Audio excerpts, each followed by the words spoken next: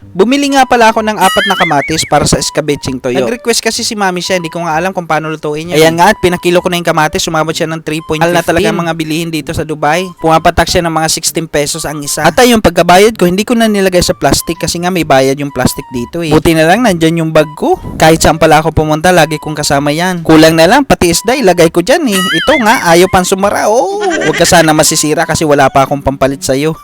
At ayun nga, maglalakad na ako pauwi ng bahay. Naisip ko nga, first time ko magluto ng escabeching tuyo. Sabi kasi ni Mami Shen, lagi silang nagluluto niyan sa Cebu. At habang naglalakad ako, nakita ko itong nagpupulong-pulong dito. Akala ko kung ano na. Ito lang palang machine na to, oh, yung pwede kang makakuha ng mga stuffed toys. Siyempre, kailangan mang 1 dirham yung mga coins. O yun nga, oh. Inalog-alog pa ni my friend para makuha niya, pero hindi niya nakuha yan. At ito namang isa na to, oh, nakakuha na, oh. Ang lungkot ng aso. Sabi niya, sana ako na lang daw yung nakakuha, eh.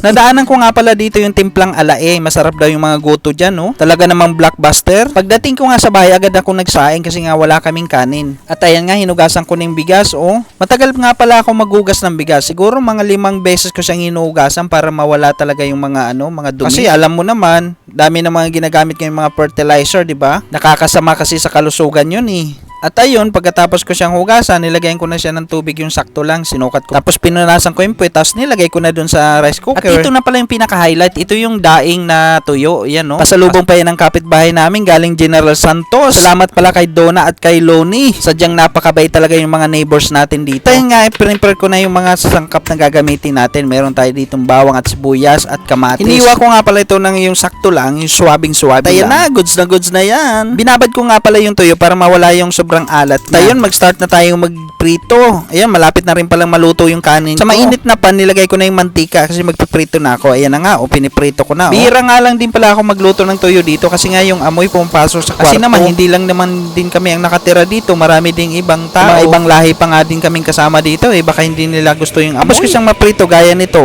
Crunchy na siya. Side lang natin to. Sa panibagong pan, maglagay tayo uli ng mantika para magisa na tayo ng bating bawang at sibuyas. Ayan, halo-haloin lang natin hanggang mag-golden brown. Tapos susunod na natin yung kamatis natin. Tapos haluin lang ng haluin yan hanggang maluto. Saka tayo maglalagay ng mga pampalasa natin. Nag-add nga din pala ako dito ng suka para mabalance yung lasa niya.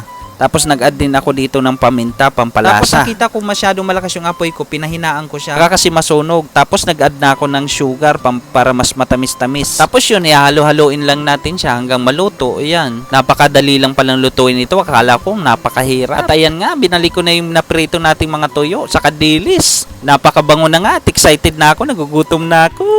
Tignan nyo naman, no? Maraming kanin na naman maubos nito ni Daddy Yeyo at ni Mami Shine. Konting halo-halo na lang para ma-blend yung mga lasa niya dun sa tuyo.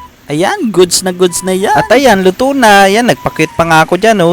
At syempre, ililipat na natin siya dito sa rice cooker. Kadalasan kasi sa ulam ko, nilalagay talaga sa rice cooker para iinit ko siya sa kalan. Gusto ko kasi sa kalan initin kaysa sa microwave. At ayan nga, luto na. Don't forget to follow for more video. Paalam!